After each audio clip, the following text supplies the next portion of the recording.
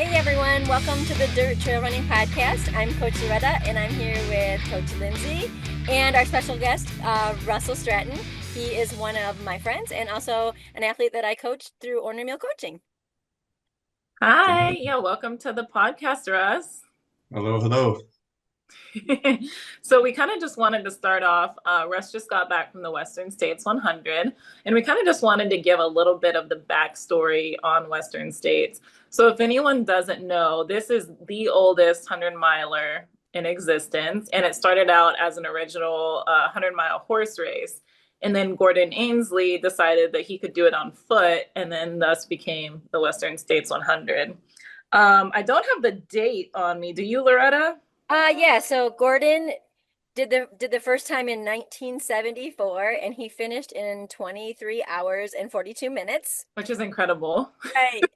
Then interestingly, I was talking to some locals while I was at the race, and they're like, "Do you know who Cowman is?" And I didn't. So I actually researched it to learn a little bit about who Cowman was. And he was the, I think, third attempt to finish, and he did it in let's see, I'm not sure what year. Let's see, Cowman is Ken Shirk in 1976, and he became the second person to complete the distance 30 minutes under the 24-hour mark.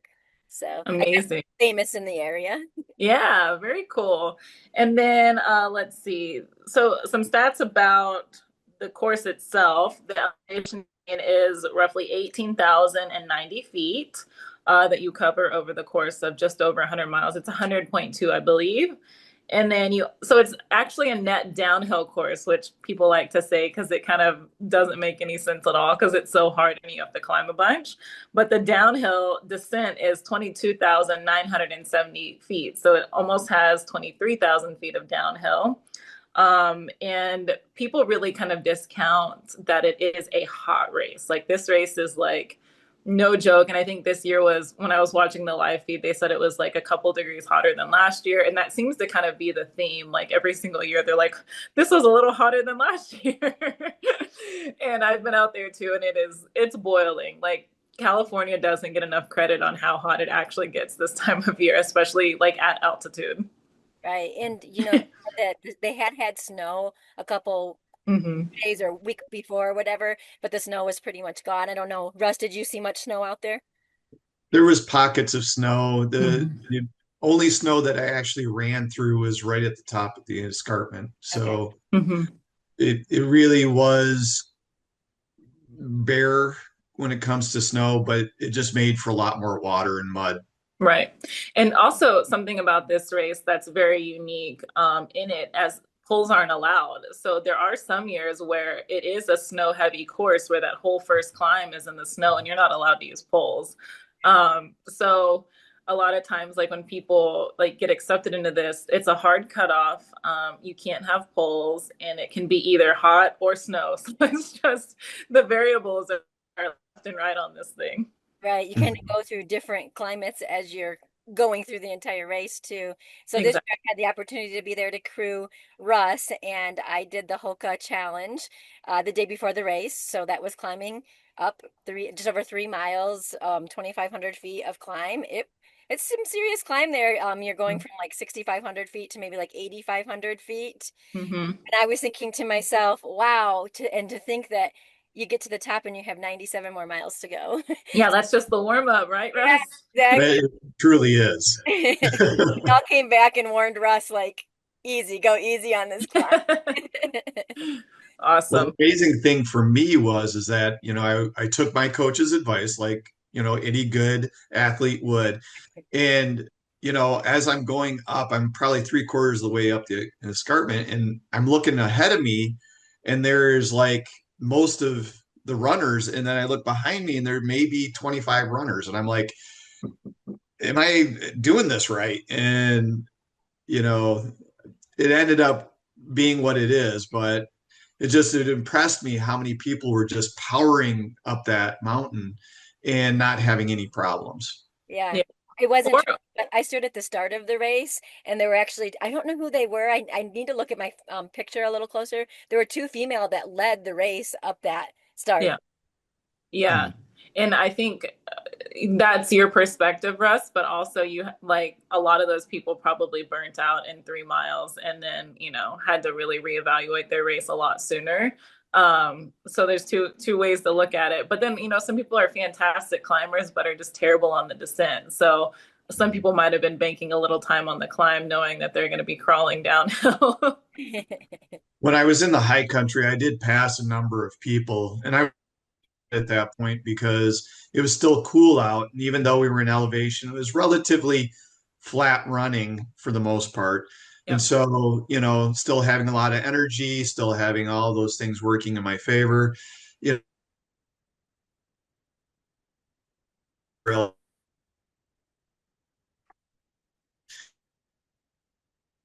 for the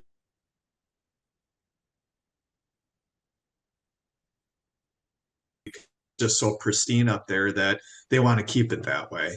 Right. Nice. So one thing I want to mention too about a fact about Western states is that's really where the buckle originated, right? Because it started from the Tevis Cup, which was the horse race, and Yeah. the buckle came from there. So it's kind of a little bit interesting history fact. And it's such an elite race and so hard to get into. So, Yes. do you want to talk a little bit about that, Lindsay, about how that all Uh, works, lottery and all that? Yeah, so I still haven't gotten in. Russ, you're so lucky. I'm so jealous. But it's such a cool thing. Like whenever you do get into this race, everybody listening, you just have to take the opportunity. Like you have to just, even if you've got another A list on your schedule around the same time, everyone just jumps in on the opportunity because this is your chance. Like basically, so you have to run a qualifier every year, and the qualifiers range from 100 really hard 100Ks, which are very few of them, and then 100 milers that are specific qualifications. And then every year you have to apply, and if you don't apply your ticket, you lose your tickets. So you have to like stay in 100-mile shape for X amount of years until you get in, which is really difficult to do. Life happens, everything happens like that. There are exceptions like the pregnancy and things like that you can defer. But basically, so you have one ticket and then it doubles. So then you have two, then you have four, then you have eight. I can't remember even how many I'm on. I think this round I'll have, I think 64 tickets. I don't know. I'm fingers crossed. But COVID also threw some things off. So people that have been trying for a long time, and whenever I was out there pacing from Forest Hill to the finish a couple years ago, my friend Mary Lou had been trying for like ever and was like the last person on the wait list. So she didn't think she was going to get in. And then she just had to like go. No training for this course. Like she was training for something totally different. But so yeah, basically, whenever your name is called, you got to show up. And Russ got in off of how many? Two tickets? Two tickets. It's incredible. It's so cool. I know people that have gotten off of one, or you can win your way in, which of course is the elite way to get in. If you win like one of these really crazy races or you get like top two, then you can get in. But for the rest of us, we got to enter the lottery, and I'm still waiting, but Russ is one of the lucky ones. Yes. It's just really cool. And I know you'll get to your journey a little bit later, Russ, but if it's something that you do end up wanting to go back, the good news is it only took you 2 times. You can join the rest of us in the waiting, and you might get lucky again. Well, technically, it's my third attempt to get there because Right. in 2014, I actually did a race and I had one ticket. And back then in 2014, this race still wasn't this popular. So, Mm. but, I no clue what I was doing. And not to say that I did this time, but, back in my 40s, I would have like really done well, in my opinion, versus now that I'm in my 50s. It takes a lot more to train for something like this. It does. And that's the thing that people like have to realize too, is a lot of these people that start running hundreds, they don't start until their 40s a lot of times. Like this is like a sport that trends older whenever kids are out of school and things like that. So like a lot of people don't even start entering the lottery until like 45. And then by the time they finally get in, they're like mid 50s. And then they have, yeah, life changes, bodies change, work changes. So it's incredible. When you get in, you just got to take it and run with it. And you did. For sure. And this year there was, I think the oldest runner was 80 years and 5 months. Yeah. Pretty cool. And then there were several people in their 70s to 80 group that also were there. So it's interesting to see. And then I think the youngest runner was maybe 25. Yeah, I So think a big so. change. So I'm just going to share a little bit of stats that I looked up.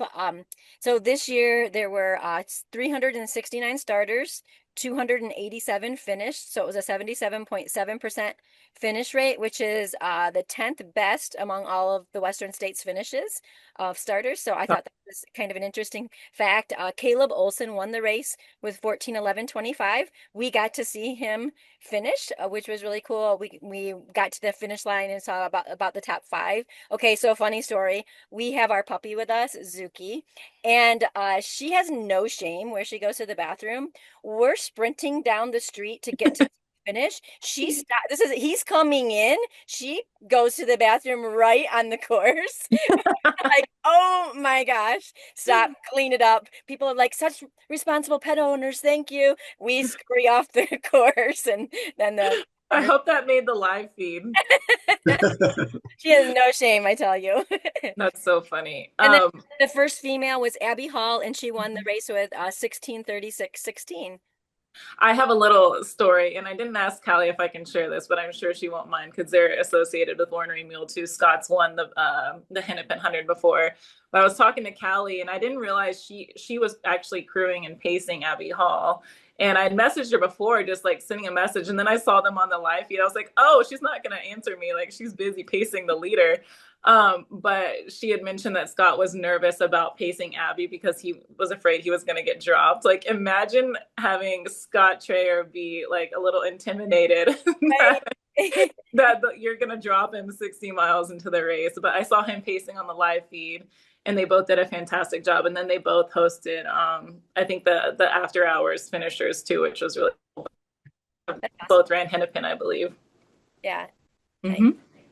So let's talk a little bit about Russ and how things went for you. So first of all, let's start and kind of go back and talk about your training. Like what kinds of things did you do different training for Western States than you have for other races? Oh, there was a ton of uphill work that was done. Obviously, hill climbs are important for any trail race, but on this particular one, I spent significant amount of time trying to just get that uphill climb mastered. And so picking some of the heaviest terrain when it comes to hills, Highland Rec, Potawatomi Trail System, things like to really get as much elevation as possible. Another thing was is that I did a lot of heat training. I actually purchased one of those portable uh, saunas, wet saunas, and at the end of the day, did it actually help? I'm not sure, but I can tell you after spending hours in my car with the heat turned all the way up and sweating and showing up places, and people are like, "What happened to you?" Oh, don't worry about it. I'm just training. And they look at me like I'm insane. And maybe there's a little bit of truth to that. I don't know. But I was doing everything I could to prepare in that regard. And it was by your advice, Loretta, that, the two things that I can control going out to Western States was the heat and was the climbs. Um, Obviously, I'm hoping somebody will let us know how to train for elevation in Michigan because that's probably one thing that did get me out there. Yeah, and that is tricky, when we're coming from the Midwest and going to these high altitude areas, we're not used to it. So it takes some time to adjust. I was hearing some people that went out 2 or 3 weeks early, which if you can, that's a great luxury to be able to go and to acclimate. But when you're coming in week of race, it's a little bit, tricky. So Russ and I talked about this. Like the best thing you can do is be as fit as possible, and Mhm. that heat training can also help with adjusting to altitude. Is there anything else that you did as far as that to prepare for that? So there was lot more weight training, strength training. Um, Trying to think of other things. I mean, the biggest thing is just time on feet. It was, I've basically ran an ultra every month this year so far, just to try and keep the time on feet up. I race in Indiana called Knobstone. It had a lot of elevation, a lot of steep climbs, and interestingly enough, when I think of Indiana, I don't think of a bunch of hills. And it was like 10,400 feet of elevation gain in a 50 miler. And I was like, huh, Wow. I was impressed at, how much, but we got to use poles and I took advantage of the using of poles. And maybe next time, if I were to get into Western states and I was to use knobstone, I would not use the poles in hopes to see that if my training is on point. Right. Yeah. Yeah. And then the other thing we talked a lot about is, okay, it's hard to find climbs in Michigan, but it's even harder to find huge, long descents. So, Hmm. you know, Russ, that's where we incorporated the strength training, doing some work for downhill squats, some box drops, things to get used to all of that descending. Um, is there anything else that you did for descending? I know for a while we were doing stairs at work too, up and down stairs to get some of that climb and descent. Yes, there's a place out in Island Lake that's right from here that is known as the Badlands, and it's a pretty cool area. Not a whole lot of people use it. Hopefully, I'll still hold the legend on Strava after this podcast because I do really like that area. But there's this really sandy hill, and because there's so much scree out in California, going downhill and practice is very helpful. Good. Okay, so I think that sounds like a challenge. Listeners, if you live in uh, Eastern Michigan, there is a Badlands.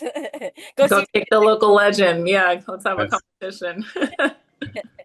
Well, So, just to give you an idea of how many people actually go out and use this, I think I was able to obtain the legend with I think with four climbs or something like that. And I'm like, there is nobody out here. I don't know why people don't use this. And other than it being tough for Michigan, unless you go out to the sand dunes or something, I would guess that might be the reason why people just don't use it that much. right. right. And that's something that we're always trying to find. A lot of the Midwesterners love to do these high altitude races, of course, just like everybody else. And it's always a challenge to figure out. And like, it's funny how creative people can get. So I love hearing that. That's one I didn't really think of is like using sand. I hate sand, but that's like, that's a good option to use. It definitely helps the ankle stabilize, gets your legs used to the scree, like you said, that we have out here. Yes. So of course, it sounds like you were completely ready physically. You did everything in your power. And I like when you said, like, you don't know if the heat, sauna helped. I think it did. And you'll never know because it's a variable that can't be like tested. But I guarantee you it definitely helped, especially with confidence too. Like knowing you've been there before, you can get through it again. Your body does learn how to sweat more efficiently. So it definitely helped. Excellent. And Yeah. then the other piece of training that Russ did was you went to the Western States camp. Do you want to talk a little bit about that? Yes, actually, funny enough, I got sick the day before I left. I don't know why it is when it comes to ultras. I like to get sick, the day before, and I don't know if it's nerves, just lower my immune system. Like I'm sure there's going to be, physicians out there that are going to just be, going, "Oh, that's not a thing," but I don't know. Anyway, I went out there, and the first day is the 32 miles, and you get to do Devil's Thumb and Michigan Bluff, and that's towards the end of the run. You actually run from Robinson Flat all the way to the Forest Hill, and you just get to experience that part of the course. And quite honestly, depending on how you feel at the end of that day, will really kind of guide you in the idea of how you're going to do overall in the race. Mhm. And I can tell you that first day is immense. It is very challenging, lots of elevation gain, and it truly gives you the idea of what you're getting yourself into when going out to Western states. Day two is 18 miles. It's a much flatter part of the course. Beautiful, just kind of, you get to kind of just glide along the course and experience another section of Western States. We did actually witness somebody that fell off the course and into some bushes. And if it hadn't been for those bushes, who knows what might have happened because, you know, we are on the side of a mountain. Where was this? What section was this? This was the day two, so it was right after Forest Hill. We were About to say right probably, there, yeah. yeah, probably 5, 6 miles in, if I were to guess, Oh my somewhere in there. gosh. And I think they just misstepped and tumbled into some bushes. But they came up a little scraped, but compared to what could have happened, Right. you know, I'm glad that it turned out the way that it did. Yeah, So that's scary.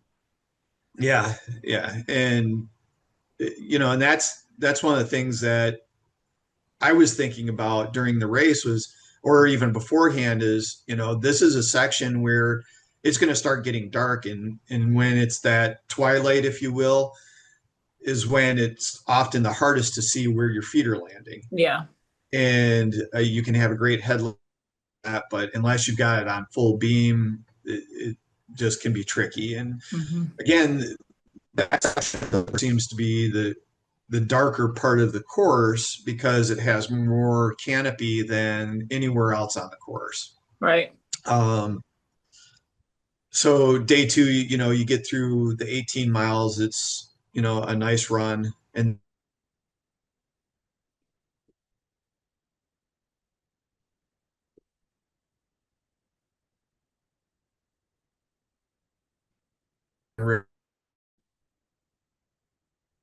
um, but you do get to experience all the way up to the track, and they don't allow you onto the track, which is fine with me. I mean, Fred went out with me, a buddy of mine, and he's like, do you believe in the superstition that if you go on the track it's bad luck? And I'm like, I don't know, I'm not going on the track regardless. Yeah. So um yeah, it's a great race, and it's I was able to experience all of what Western States has to offer, and that's what's just so amazing to me, is that a journey that has been probably 15 years in the making, roughly speaking, since the first time I ever heard about Western States and got really intrigued by it, to actually go out and witness it, to actually go out and experience it. It was just, it's so amazing. So would you recommend to other people to make sure to do the camp if they're going to run the race? Absolutely. There's some people, oh, I like the challenge and I don't need to see the course until I get there. And I agree that there is something to be said about, wanting to have something new and not get your anxiety built up about, well, I didn't train for this hill. Uh, while at the same time, again, I really believe that it's something important that you get your bearings on what it is you're actually getting yourself into if you're going to go out and do this course. Is there anything that you did after going to camp that you adjusted in your training or mental mindset? So, again, when I went out there, I was sick all 3 days, was having a hard time breathing. So, I was really having a hard time gauging where was it that I really was struggling with my illness versus where was I struggling with the course itself. Some of the things that I did do was just try and get back to just enjoying running, because I had gotten my anxiety so far up with, oh my gosh, I've got to do this and that. I just wanted to try and wrap my head around why I started running in the first place. And the reason why I started running in the first place was because I wanted to have something that I enjoyed. I wanted a hobby that took me away from the stress of life, and most importantly, just to help me with my mental health. Mhm. Just be able to have that release, and not have to rely completely on pharmaceuticals and therapy and all of that, which, you know, again, there is that time and that place for all of those things. But I can get to a maintenance and then be able to do the running to kind of offset it in a good way, then by all means. And I can tell you over the last year, I started to lose focus on that because I was like, I turned it into a second job. And that's not what running is supposed to be about, unless you're a coach like the two of you, or, things like that, which I'm not. So, I just, I really focused on trying to get back to, okay, I need to run relaxed instead of being tense, because tense isn't going to help me in the race. Mhm. So what was your goal going into race day? Have fun. The my A goal is have fun and complete the course. And I had every reason to believe that getting to the finish line meant the golden hour. Mhm. Um, my second or my backup plan was just do my best to have fun Mhm.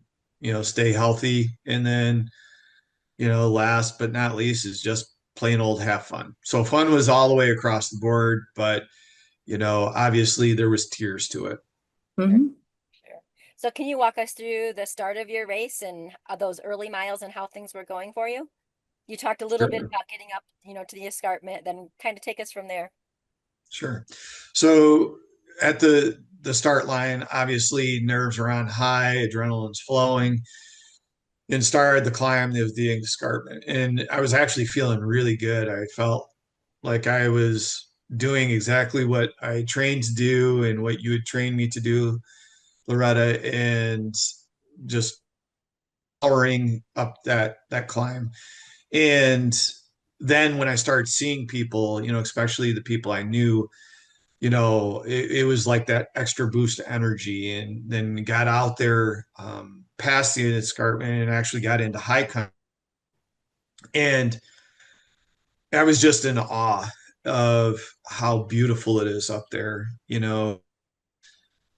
It's one of those things where you want to go up there and just take your time.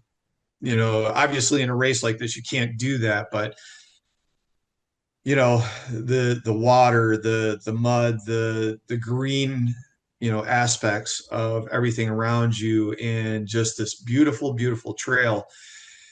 And I actually kind of locked up with about five other runners. There wasn't a whole lot of conversation going on, but we were all working together, just kind of getting through the first.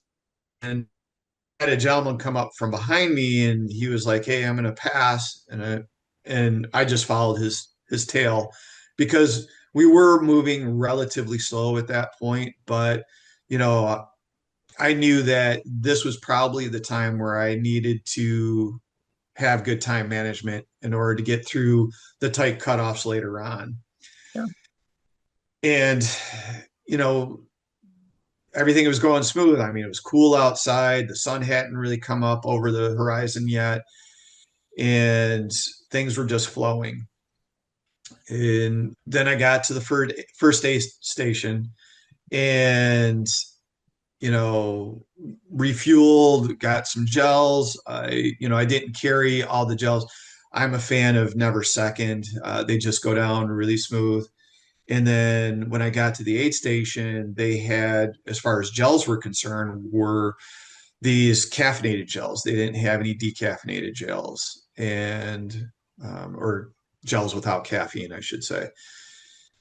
And they had the chewies, but I was really wanting to stick to gels at that time. And so I thought, I've had goo gels in the past. I'll just go ahead and go with the goos, and took off running. It was somewhere in the neighborhood of mile 15. The sun was all the way up. I'm in high country still. It's now getting really hot. And I came into the next aid station somewhere thereafter. But as soon as things started to heat up in the elevation, and the climbs were taking place, things kind of started to unravel at that point. Um, And quite honestly, everybody talks about Devil's Thumb and Michigan Bluff, and those are definitely two very difficult climbs. There's no doubt about it.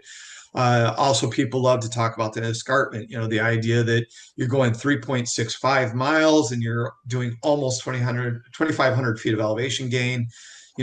Those three are the classics when we talk about Western states. But what nobody really looks at is when you look at the map and you see these little tiny bumps along the way getting you to Robinson Flat.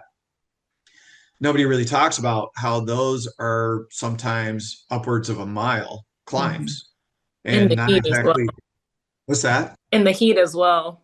And yeah, in the heat with the elevation, everything. So, that I was like, where did this come from? I didn't see this bump on the map, and I did notice at times that my breathing was off, and I contribute that to the elevation. And, obviously, like I said, I was able to train for the climbs. I was able to train for the heat.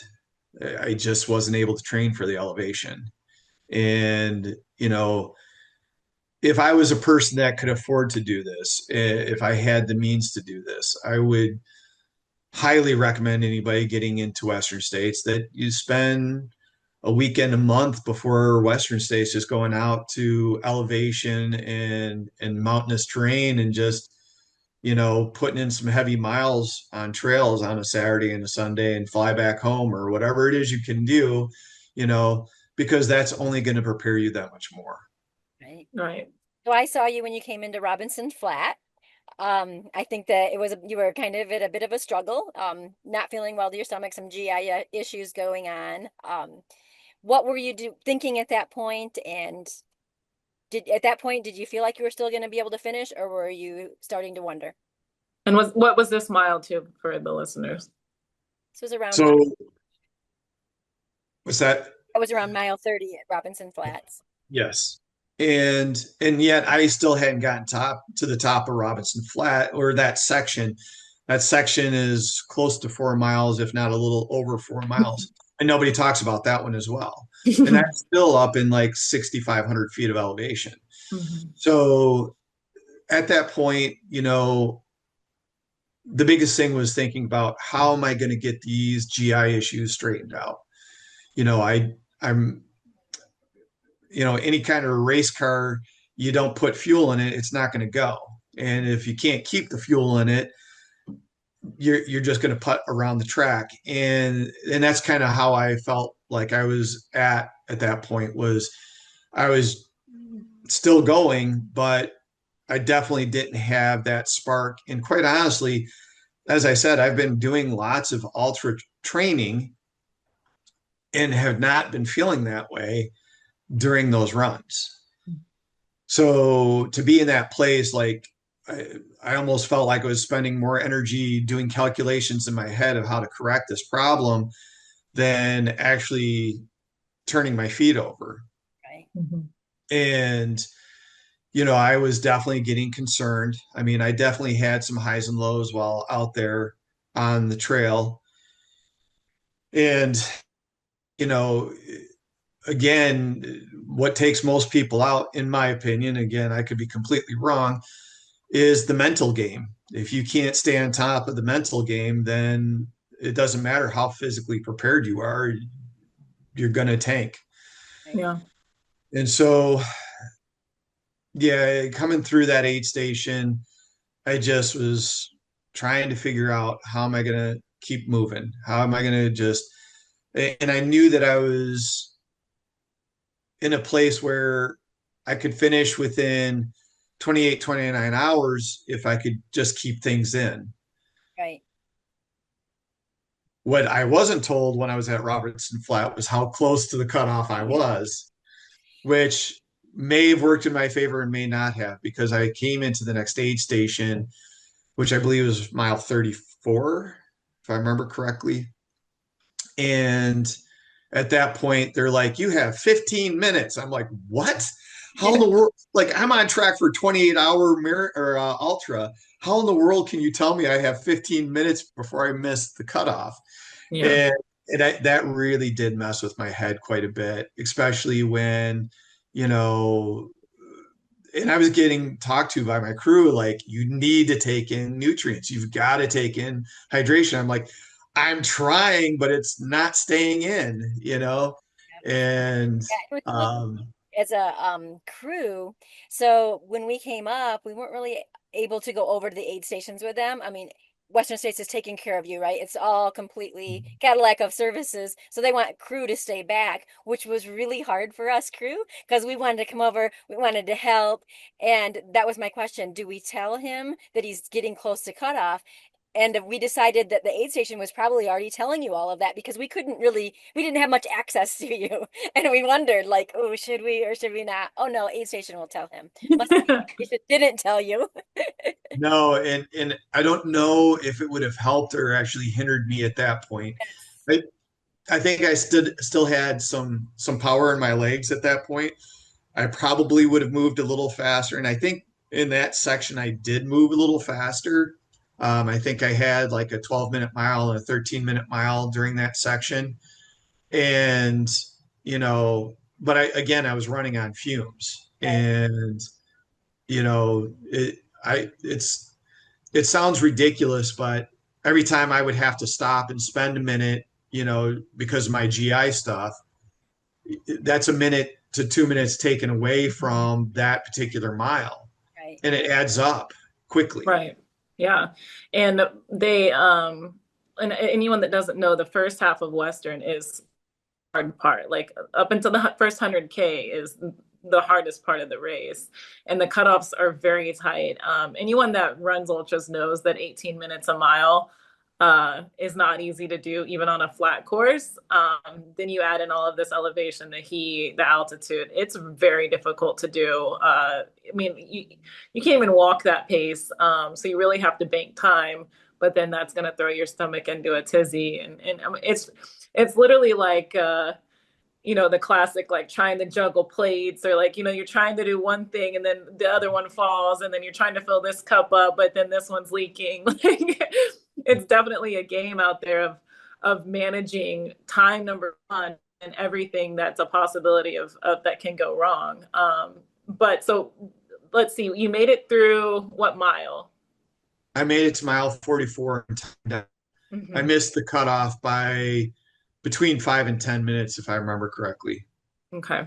And I know, like, and me and Loretta have mentioned this too before, that like sometimes these 100 milers, like, because they're dealing with permits and having to be out of certain national parks by a certain time, or national forests, like sometimes if the cutoff is 18 minutes per mile, sometimes along the way early, to allow for that on the back half, the cutoff might be like a 17-minute pace, which sounds something similar to kind of what you experience, because they're allowing for the back half of it for you to, inevitably slow down.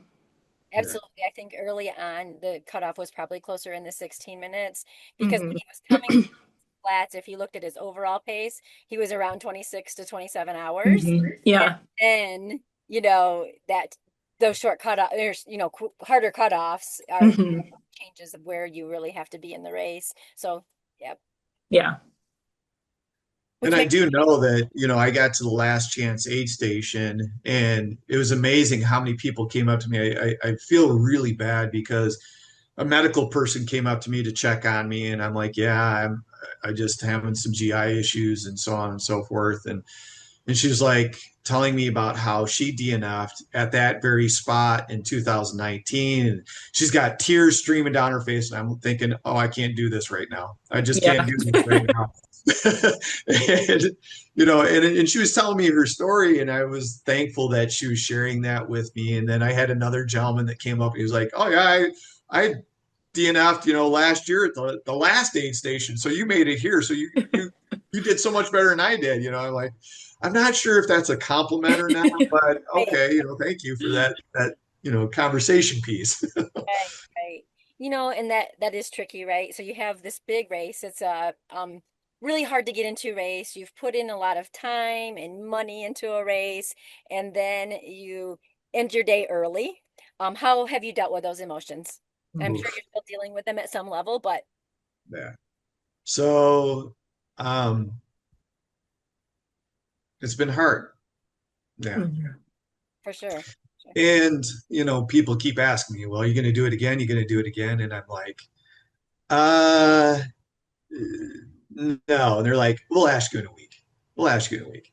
And, and, I, the thing is that there's just certain things like this isn't the first time I've had the GI issues. And, Mhm. there's just certain things that are going on with my body that I need to figure out. I need to start spending more dollars at the doctor's office and less money on trail shoes. But uh, figuring those things out are going to be really important for me moving forward if I want to continue to stay in this type of environment. But you know, am I going to say that I'll never apply again? Well, never say never. And there's so many people that I've talked to that, have been very supportive, and I can't be thankful enough. Um, And but people yeah, don't. it's challenging. Yeah, and I was tracking and getting updates from Loretta, and it's such a big task, and we're just all really proud of you. Like, first of all, to take the guts to even go attempt this thing is huge. Like, this is not an easy race. Like, people that I thought might win the race dropped. Like, it's one of those where it's just there's so many variables, and it's such a difficult race. Um, but we're all just incredibly proud of you. And we all have DNF'd on this podcast. Probably every runner has. And I mean, we've talked about it, but that sting of a DNF is so tough because once you're out of the pain of it all, you start to think about the what ifs and what if I did this. And it's very easy to do that when you're not in the deficit.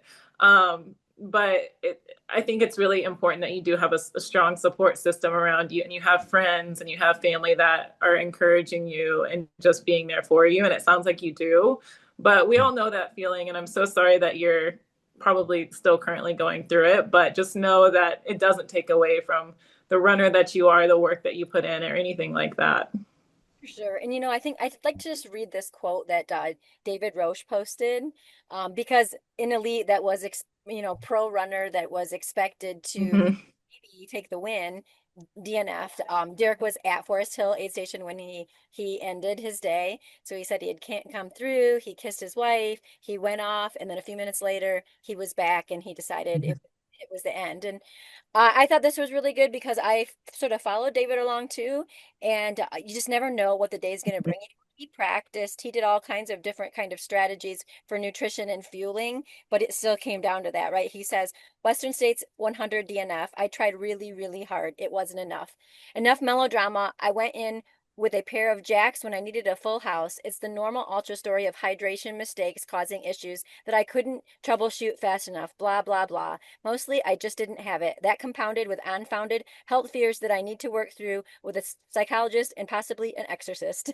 But it's like, okay, so that same kind of thing is going through his mind. It sounds, similar to, your story. And I think that's the thing. And that's, if it were easy, everybody would be running hundreds and finishing these races, but it's not. I mean, and the hard part is just stepping up to the line and doing it. I mean, I think it's pretty brave to step up to the line of Western States 100. It Well, is. what got me there was my crew. You know, Mm-hmm. you, Loretta, obviously were there. Derek, Jay, Ian, Sydney, Nick, Fred, everybody got me there, and um, without all of you, who knows if I would have even got to the starting line, honestly, you know. Uh, we take into another consideration that four of those runners that came out are wanting to do Western States themselves. So they were able to experience some of the trail, and I'm a firm believer that this isn't all about me. It's, Mm-hmm. I wanted them to have the experience too and get everything that they could out of it and have a good time. And so I have no doubt that when Jay Sydney, Nick, and Fred, when their tickets pulled, at some point, that they're going to be that much wiser and be able to do this course. And hopefully I get to crew them. They'll let me crew them, so I can see that buckle for the first time Right. in We my hand. reminding Russ it was about him. It was his day. Stop worrying about us. So what was your most memorable moment of the whole adventure? Spending time with the crew.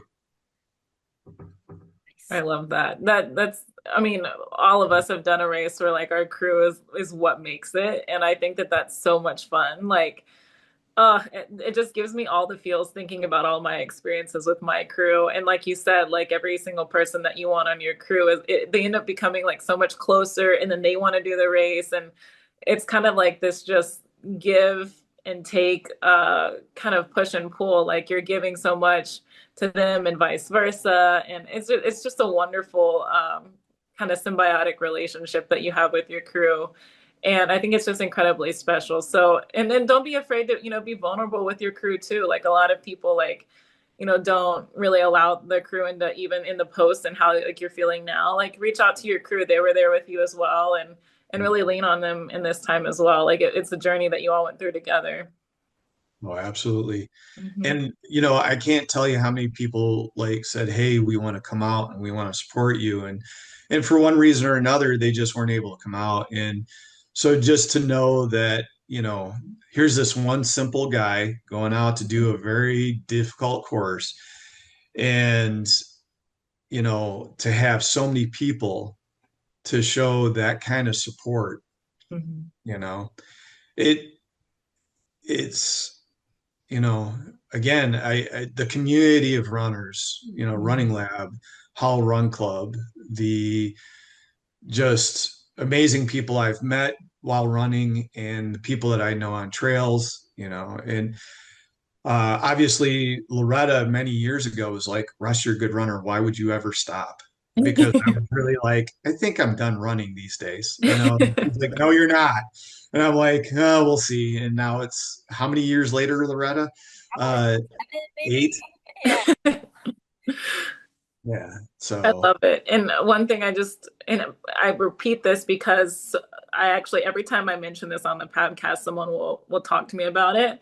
But we get to do this. Like whenever we're out there and we get to DNF, like somebody on their couch or someone at your job doesn't get to DNF. Like we get to experience these highs and these lows that nobody really in this world gets to experience except for us select group of runners. Like it's very, very cool whether you succeed or whether you don't in that way. Like you get to be out there, you get to see the beauty of that part of California, you get to suffer. And a lot of people never get to out of that comfort zone. So you got to do all of that, which is For like really 0.00001 of the population. yeah. We get to like truly not reach that finish line. Like that's a gift in itself. Like you get to push beyond your limits, and you did, and that's incredibly cool. yeah. Well, I don't know if I want to admit this on the podcast or not, but uh, I don't think I'm done. Yeah. Of course Yeah. you're not. I could have told you that, and I just met you. Yeah, well, No I secret. like the way that he talks about, just the joy of running. And I get that feeling too a lot of times or with athletes, and I'm sure Loretta as well. Like when it becomes a job, it doesn't become fun. But whenever you just take yourself out of it for a moment and you get to do these amazing, cool things, and you have the joy of running, it's of course it's a lifelong thing. I don't think we're ever done. Any of us that love running, I don't think we're ever done. right, right. Okay, well, thanks so much for joining us on the podcast and sharing your experience at Western States. Is there anything else you want to say before we go? I just hope that anybody out there that questions the idea of doing something because they just don't feel ready, they don't feel there's only one way to find out. Go ahead and put your ticket in, put your name in the hat, try whatever race it is you're going to do and go for it. And you may succeed, you may fail, just keep going. I love it. Great wisdom. Anything else from you, Lindsay? No, it's been really enjoyable hearing your experience, and I got a lot out of it, so I know that other people will. So thank you for being vulnerable with us. I know it's hard to relive these things too, like if it didn't go exactly how you planned, but it'll definitely help other people, and hopefully it helped you to kind of talk about it too. And we're all so proud of you. So thank you for sharing with us. Mhm. All right, bye. Bye. All right. Thank you for Take care. listening.